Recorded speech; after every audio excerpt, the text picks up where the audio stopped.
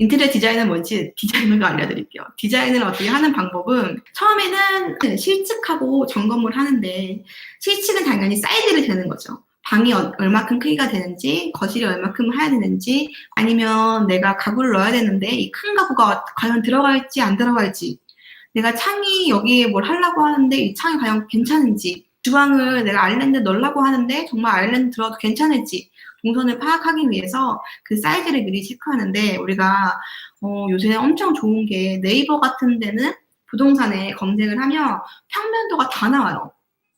물론 사이즈가 거의 나오지 않죠. 큰 사이즈만 나오는 걸 우선 출력을 해요. 출력을 한 다음에 가져가서 거기에서 큰 사이즈만 체크를 해도 훨씬 더 편해요. 그 네이버에서 있는 평면도가 거의 비율이 맞아요. 물론 세부적인 디테일을, 세부적인 치수는 맞지 않아도 큰 사이즈는 맞기 때문에 거기에 맞춰가지고 구성을 한다면 훨씬 더 쉬워요. 그리고 점검을 해야 되는 부분들은 우리가 아까 말한 그 싱크대 구조 같은 거나 배수나 이런 것도 확인을 하고, 화장실의 배수나 이런 것도 확인을 하지만 조명을 확인해야 돼요.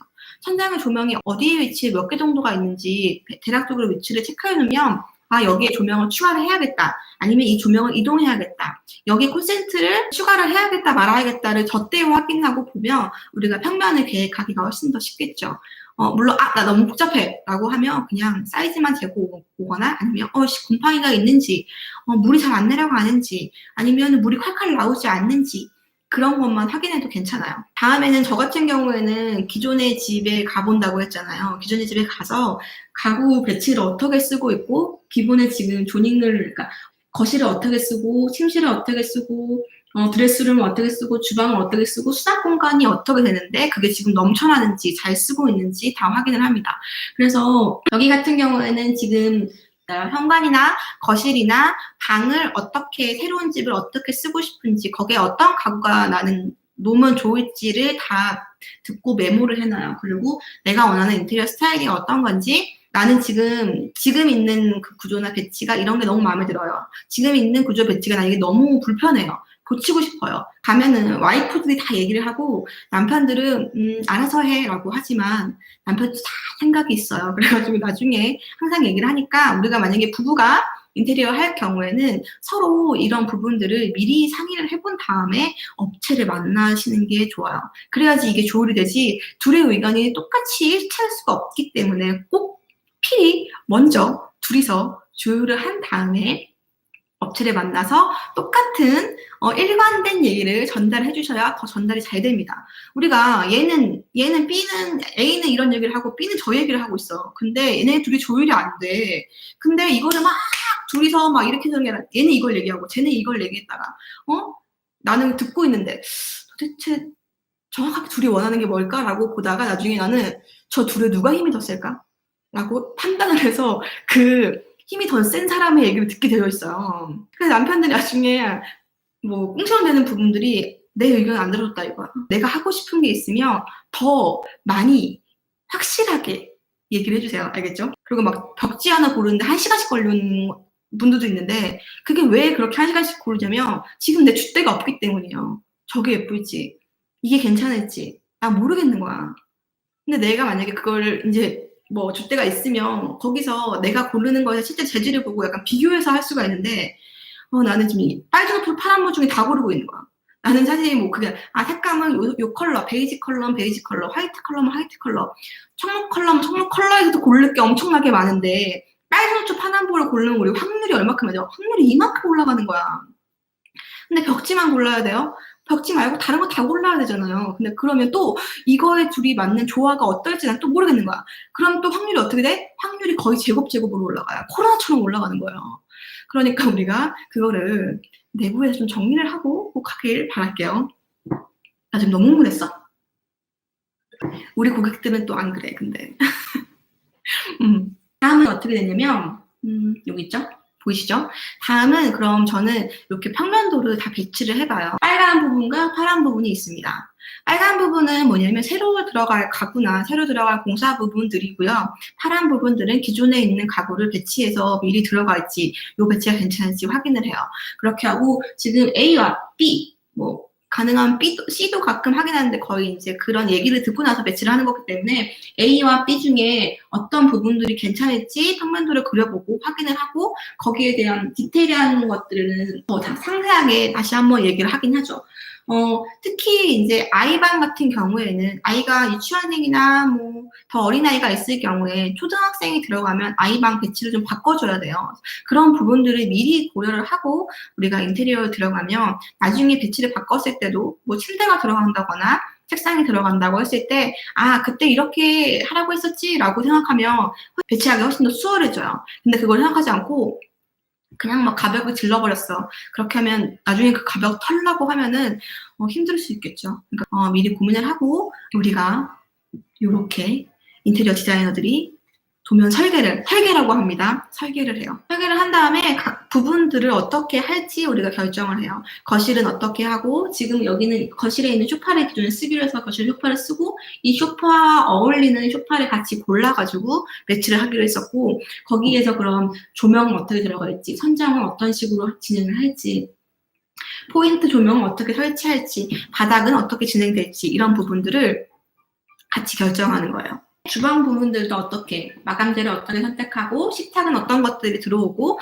식탁의 크기는 얼마만큼 하고 그리고 거기 위에 조명은 어떻게 하고 의자들은 어떻게 고민할 건지 이런 것들 심지어도 가구들을 어떻게 우리가 지금 쓰고 그러면 방에 갇힌 벽지를 이 가구와 맞춰서 어떻게 배치를 하고 현장의 조명을 어떻게 들어갈 것인지를 기존의 가구와 새로운 것들을 매치했을 때 이게 어울리는지 안 어울리는지 사전에 미리 확인할 수가 있어요. 근데 이거를 확인하지 않으면 나는 마냥 두렵죠. 대략적으로 내가 예상을 할 수가 있게 되는 거죠. 뭐 드레스룸은 여기 집에는 드레스룸에 스타일러가 들어간다고 해서 그러니까 미리 이제 맞춤 가구 쪽에 전달을 해줘야 하기 때문에 그런 것들을 내가 어떤 사양의 스타일러를 살지 또 미리 정하셔야 돼요. 그래야지 거기에 맞춰가지고 예쁘게 딱 쏙 들어가게 할 수가 있겠죠. 그리고 컬러 같은 것도 보고 지금 여기는 원래는 기존에 이제 거실에 있던 컴퓨터 책상이었는데 전반적으로 해서 갑자기 이 우드 컬러가 안 맞는 거야.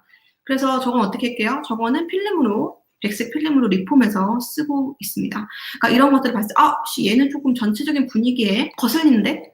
라고 하면은 그럼 저걸 어떻게 하지? 쓸지? 말지? 리폼할지? 그걸 고민하게 수 있게 되는 거예요. 여기는 아이방이었어요. 지금 아이 갖고 있는 요런 것들을 가지고 이게 원래 거실에 있었는데 아이 방이 새로 생기면서 옮겨가기로 했어요. 그래서 아이 방 이렇게 하고 예쁜 이제 우리 공주님 방이어가지고 여기 이제 마카롱 조명을 설치하기로 하고 이제 발코니 쪽에 확장을 하기로 해서 이 조명을 심플하게 바꿔주고 이런 것들을 나중에 이제 아이가 크면 책상도 배치해주는 걸로 얘기를 해서 진행하게 되었습니다. 현관도 우리가 이제 핑크로 현관 이제 중문 같은 경우에 여러 가지 그러니까 제가 뭐 이거만 하나만 제안한 게 아니지만 거의 요거를 미팅은 두세 번 정도 했어요. 그래서 이건 거의 최종 부분이고요. 서로 조율해서 인테리어 디자이너가 혼자 하는 것도 아니고 집주인이 혼자 하는 것도 아닌 함께 집을 만들어야지 내 집이 정말 디자인 첨가된 집이 될 수가 있어요. 근데 만약에 앞에까지 하는 것들이 나 너무 어려워요. 당연하지. 저건 어려울 수 있어요. 난 전문가잖아. 난 전문가? 그러니까 저렇게 다 했겠지. 하지만 전문가가 아닌 사람들이 그거 너무 어렵잖아 라고 하시면 그냥 내가 원하는 그런 부분들의 사진을 전반적으로 크게 한번 배치해보세요.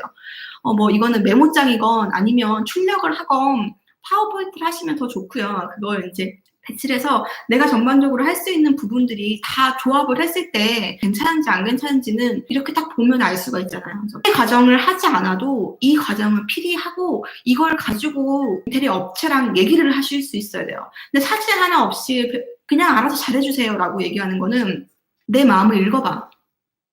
내가 너 좋아해 안 좋아해? 이렇게 하는 거랑 비슷해요. 거의 그거는 그러니까 서로 우리가 소통을 잘하고 싶으면 사진이나 이런 자료를 보여줘야지 그 사람도 알아듣죠. 어떻게 근데 네 머릿속에 있는 걸 내가 그냥 어떻게 알겠어요. 그쵸? 다니엘정님은 그냥 한샘같이 해주세요.